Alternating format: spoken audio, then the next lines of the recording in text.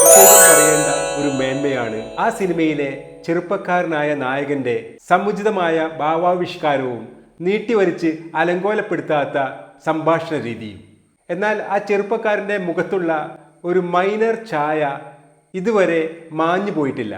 പ്രായപൂർത്തി വന്ന് തെല്ല് പൗരുഷം കൂടി വന്നാൽ ആ ചെറുപ്പക്കാരൻ മലയാള ചലച്ചിത്ര വേദിയിലെ ഗണനീയ നടന്മാരിൽ ഒരാളായി മാറാൻ സാധ്യതയുണ്ട്. ഇത് പ്രശസ്ത സിനിമാ നിരൂപകനായ സിനിക് 1952 അക്കാലത്തിറങ്ങിയ ഒരു മലയാള സിനിമയിലെ പുതിയ നായകനെ പറ്റി പറഞ്ഞ വാക്കുകളാണ്. അതുവരെയുള്ള മലയാള സിനിമയിലെ നായകന്മാരിൽ നിന്നും തികച്ചും വ്യത്യസ്തനായ ഒരു നായക നടന്റെ അഭിനയം കണ്ടപ്പോഴാണ് സിനിക്ക് ഇങ്ങനെ പറഞ്ഞത്. ആ സിനിമയാണ് വിശപ്പിൻ്റെ വിളി. നായകനാകട്ടെ പിന്നീട് മലയാള സിനിമയാകെ അടക്കി വാണ മലയാളികളെയാകെ തൻ്റെ രൂപസൗകുമാര്യം കൊണ്ടും അഭിനയശേഷി കൊണ്ടും പിടിച്ചിരുത്തിയ, അഭിനയത്തിൽ മറ്റാർക്കും ഭേദിക്കാനാവാത്ത ഗിന്നസ് റെക്കോർഡുകൾ സ്ഥാപിച്ച പ്രേംനസീർ. 1952 ഓണക്കാലത്തിറങ്ങിയ പ്രേംനസീറിന്റെ ഭാവി തന്നെ നിർണയിച്ച വിശപ്പിന്റെ വിളി എന്ന ഹിറ്റ് സിനിമയെ പറ്റിയാണ് ഇന്ന് സിനിമാ കമ്പം പ്രേക്ഷകരുമായി പങ്കുവെച്ചത്. ഹലോ, ഞാൻ പി സി ശശികുമാർ. എല്ലാവർക്കും സിനിമാ കമ്പം ചാനലിലേക്ക് സ്വാഗതം. പ്രേംനസീറിനെ പറ്റി സിനിമാ കമ്പം ഈ ചുരുങ്ങിയ കാലത്തിനിടയ്ക്ക് തന്നെ ഏകദേശം 100-നോടടുത്ത വീഡിയോകൾ സംപ്രേഷണം ചെയ്തിട്ടുണ്ട്. പ്രേംനസീറിനെ സ്നേഹിക്കുന്ന, പ്രേംനസീറിനെ ആരാധിക്കുന്ന ഒരു തലമുറ ഇപ്പോഴും ഇവിടെയുണ്ട് എന്നതിന് തെളിവാണ് ഈ വീഡിയോകൾക്കെല്ലാമുള്ള പ്രേക്ഷകരുടെ അംഗീകാരവും പ്രോത്സാഹനവും. തീർച്ചയായും ഈ വീഡിയോ നിങ്ങൾക്ക് ഇഷ്ടപ്പെടുകയാണെങ്കിൽ ലൈക്ക് ചെയ്യുക, കമൻറ്റ് ചെയ്യുക, ഷെയർ ചെയ്യുക. ഈ ചാനൽ ഇതുവരെ സബ്സ്ക്രൈബ് ചെയ്തിട്ടില്ലെങ്കിൽ സബ്സ്ക്രൈബ് ചെയ്യണമെന്നും അഭ്യർത്ഥിക്കുന്നു. പ്രേംനസീറിന്റെ രണ്ടാമത്തെ സിനിമയായിരുന്നു വിശപ്പിന്റെ വിളി. ആദ്യ സിനിമയായ മരുമകൾ വിചാരിച്ച രീതിയിൽ ഒരു ഹിറ്റായി മാറിയില്ല. എന്നാൽ പ്രേംനസീറിനെ സംബന്ധിച്ചിടത്തോളം അപ്പോഴേക്കും മറ്റു സിനിമകളിൽ അഭിനയിക്കാനുള്ള ഓഫറുകൾ വന്നു തുടങ്ങിയിരുന്നു. അങ്ങനെയാണ് അദ്ദേഹം KNK കമ്പൈൻസിന്റെ വിശപ്പിന്റെ വിളി എന്ന സിനിമയിൽ അഭിനയിക്കാൻ പോകുന്നത്. KNK കമ്പൈൻസ് എന്ന് പറഞ്ഞാൽ പ്രശസ്ത നിർമ്മാതാക്കളായ കുഞ്ചാക്കോയും കോശിയും ചേർന്നുള്ള ഒരു സിനിമാ കമ്പനിയാണ്. അവരുടെ ബാനറിൽ പ്രശസ്ത സംവിധായകനായ KJ മോഹൻ വിശപ്പിന്റെ വിളി എന്ന ഒരു സിനിമ സംവിധാനം ചെയ്യാൻ തീരുമാനിച്ചു. അതിന്റെ രചന നടത്തിയത് പ്രശസ്ത നടനും തിരക്കഥാകൃത്തുമായ മുതുകുളം രാഘവൻ പിള്ളയാണ്. സിനിമാറ്റോഗ്രാഫി ER കൂപ്പറും സംഗീതം PS ദിവാകറുമാണ് ചെയ്തത്.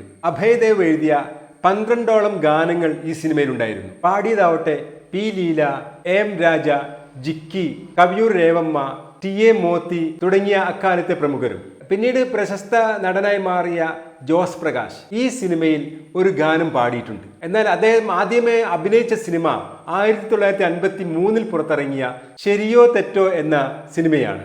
പ്രേംനസീറിനെ കൂടാതെ തിക്കുറിശി, കുമാരി തങ്കം, പങ്കജവല്ലി, SP പിള്ള, അടൂർ പങ്കജം, പിന്നീട് പ്രശസ്ത സംവിധായകനായി മാറിയ J ശശികുമാർ തുടങ്ങിയവർ ഈ സിനിമയിൽ അഭിനയിച്ചിട്ടുണ്ട്. പ്രേംനസീറിന്റെ ആദ്യ ഹിറ്റായ ഈ സിനിമ 1952 ഓഗസ്റ്റ് 22 തിയേറ്ററുകളിൽ ഇറങ്ങിയത്. അക്കാലത്തെ ഓണക്കാല ഹിറ്റായി ഈ സിനിമ മാറി.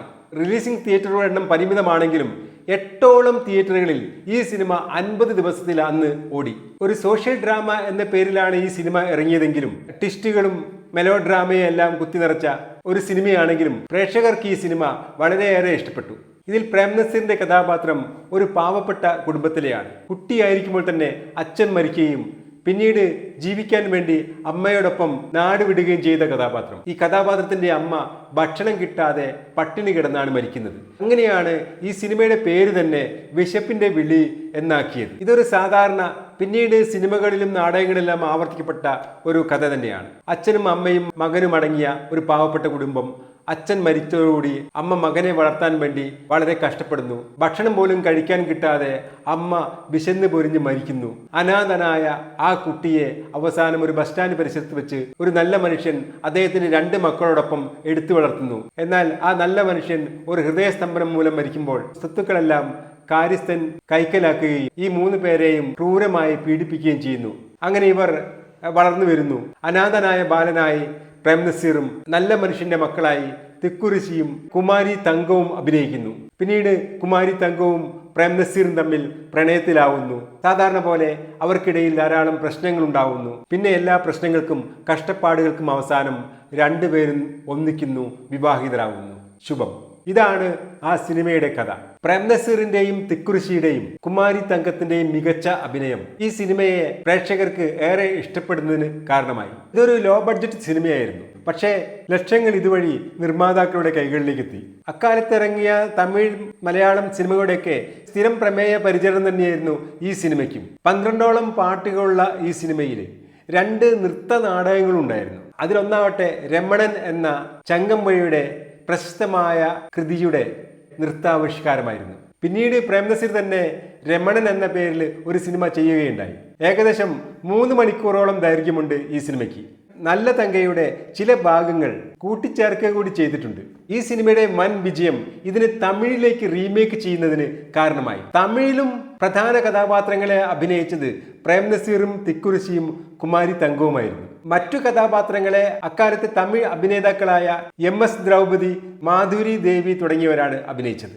തമിഴിൽ ഇതിന്റെ പേര് പശിയിൻ കൊടുമൈ എന്നാണ്. പ്രേംനസീർ അഭിനയിച്ച ഈ തമിഴ് ചിത്രവും അവിടെ ഒരു വൻ വിജയമായി മാറി.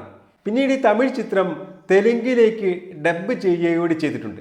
അങ്ങനെ പ്രേംനസീറിന്റെ 2ാമത്തെ സിനിമ 3 ഭാഷകളിൽ വരികയും അതിലെല്ലാം പ്രേംനസീർ തന്നെ നായകനാവുകയും ചെയ്തിട്ടുണ്ട്. പിന്നീട് പ്രേംനസീർ ഇടക്കാലത്ത് ഏകദേശം 30-ലധികം തമിഴ് സിനിമകളിൽ അഭിനയിക്കുക കൂടി ചെയ്തിട്ടുണ്ട് എന്ന കാര്യം നമുക്കറിയാം. ഈ സിനിമയിൽ മറ്റൊരു പ്രത്യേകത കൊണ്ട് പിന്നീട് പ്രശസ്ത നടിയായി മാറിയ പഴയ അംബിക ഈ സിനിമയിലാണ് ആദ്യമായി പ്രത്യക്ഷപ്പെടുന്നത്. ഈ സിനിമയിൽ അവർ ഒരു നർത്തകിയായാണ് അരങ്ങേറ്റം കുറിച്ചിട്ടുള്ളത്. പ്രേംനസീറിന്റെ മികച്ച സിനിമകളിലൊന്നും പെടുത്താൻ കഴിയില്ലെങ്കിലും അദ്ദേഹത്തിന് ആദ്യമായി ഒരു ഹിറ്റ് നൽകിയ സിനിമ എന്ന പേരിൽ ഇത് ചരിത്രത്തിൽ ഇടം പിടിക്കുക തന്നെ ചെയ്യും. കാരണം ഈ ഹിറ്റാണ് പ്രേംനസീർ എന്ന നടനെ ഈ രംഗത്ത് തന്നെ നിലനിർത്തിയത്. അല്ലെങ്കിൽ ഒരുപക്ഷെ അദ്ദേഹം ഒരു പരാജിത നടനായി ഈ രംഗത്ത് നിന്ന് പിന്മാറിയേനെ. മറ്റൊരു പ്രത്യേകത, അദ്ദേഹം ഈ സിനിമയിലാണ് പ്രേംനസീർ എന്ന പേര് സ്വീകരിക്കുന്നതും. അദ്ദേഹത്തിന്റെ ആദ്യ സിനിമയായ മരുമകളിൽ അബ്ദുൾ ഖാദർ എന്ന പേരിലാണ് അദ്ദേഹം അഭിനയിച്ചിട്ടുള്ളത്. എന്നാൽ ഈ സിനിമയിൽ അഭിനയിക്കുമ്പോൾ തിക്കുറിശിയാണ് പ്രേംനസീർ എന്ന പേര് അദ്ദേഹത്തിന് നൽകിയതെന്ന് പറയപ്പെടുന്നു. ആ വർഷം 10 സിനിമകൾ ഇറങ്ങിയതിൽ വിശപ്പിന്റെ വിളി കൂടാതെ അമ്മ എന്ന സിനിമയും കൂടി മാത്രമേ വിജയിച്ചിട്ടുള്ളൂ. ബാക്കിയുള്ള 8 സിനിമകളും പരാജയമായിരുന്നു എന്ന് അറിയുമ്പോഴാണ് മലയാള സിനിമയുടെ തുടക്കകാലം എത്രമാത്രം ശോചനീയമായ അവസ്ഥയിലൂടെയായിരുന്നു കടന്നു പോയത് എന്ന് നമുക്ക് മനസ്സിലാവുക. അദ്ദേഹത്തിന്റെ പിന്നീടുള്ള സാന്നിധ്യമാണ് മലയാള സിനിമയെ അതിന്റെ ശൈശവ ദശയിൽ നിന്നും മുന്നോട്ട് നടത്തിയതും അതിനെ ഒരു ലാഭകരമായ ബിസിനസ്സാക്കി മാറ്റിയതും. നമ്മുടെ യൂട്യൂബിലൊന്നും ഇതിൻ്റെ പ്രിന്റ് ഇപ്പോൾ ലഭ്യമല്ല. ഏതാനും ചില ഗാനങ്ങളുടെ ചില ഭാഗങ്ങൾ ഒഴിച്ചാൽ ഈ സിനിമയും പൂർണ്ണമായി നശിച്ചുപോയ പ്രേംനസീർ സിനിമകളിൽ ഒന്നാണ്. ഈ വീഡിയോ ഇവിടെ അവസാനിക്കുന്നു. ഈ വീഡിയോ ഇഷ്ടപ്പെട്ടെന്ന് കരുതുന്നു. ഇഷ്ടപ്പെട്ടാൽ ലൈക്ക് ചെയ്യുക, കമൻറ്റ് ചെയ്യുക, സബ്സ്ക്രൈബ് ചെയ്യുക. പുതിയൊരു വീഡിയോയുമായി വരുന്നവരെ എല്ലാവർക്കും സിനിമാ കമ്പത്തിന്റെ നമസ്കാരം.